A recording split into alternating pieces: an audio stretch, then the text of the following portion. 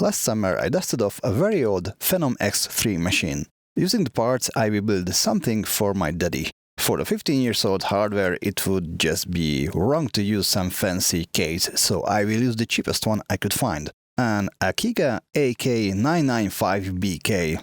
Such a marvelous name.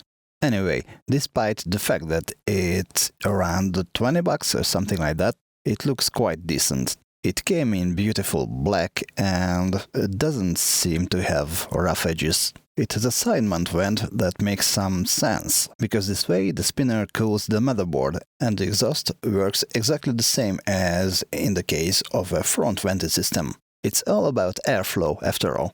I would dare to say this case looks fine. Everything seems to be functional, if a little minimalistic. Still, it has an ample of mounts for present and past hardware. Considering features, it's quite simple. Just the bare minimum: power switches, reset switch, USB ports, cheap, functional, nothing fancy. There was a strange sentence on the homepage about this product. I don't know, maybe it wanted to say that the side vent method is preferred to a front grille. Well, is it so closed that it's sealed? The homepage seems to be updated in the meantime. That's a positive thing. I can recall that it mentioned 14 cm air intake. Well, it's a 12 cm air intake, but it's not a problem. I have a box of all kinds of spinners. So, to sum it up, this case doesn't promise too much, but it delivers everything that is promised.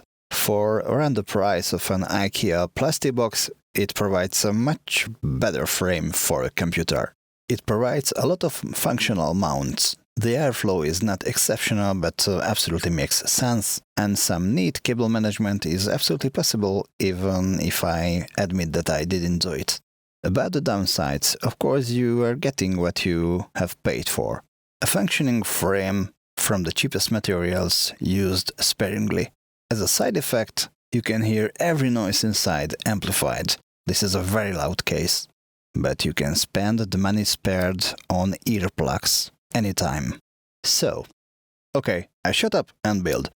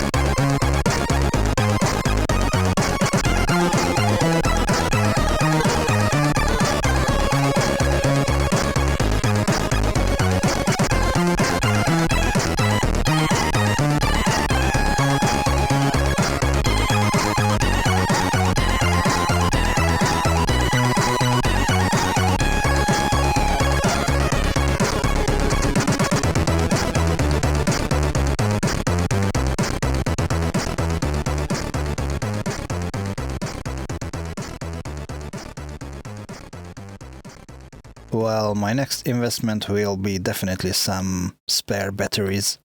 So it completely missed out the part where I decided to dig up a very old CPU cooler by Arctic, where the plastic rail just became old and snapped. But as it was a simple PWM spinner, I just replaced it with another one. Instead of the original rubber thingies, I used simple zip ties to keep the thing on the frame. It's a very crude solution, but it works. This copper plate cooling system is drastically more effective than the other low-profile one previously installed. So, some words about the specs. As far as you can see, the base of this machine is very old. The CPU, the motherboard and the RAM, they are from 2005.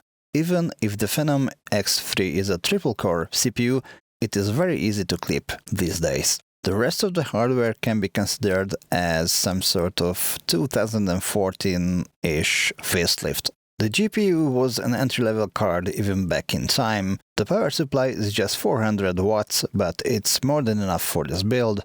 The SSD boot drive and the HDD work drive is quite typical, I think, so nothing fancy here.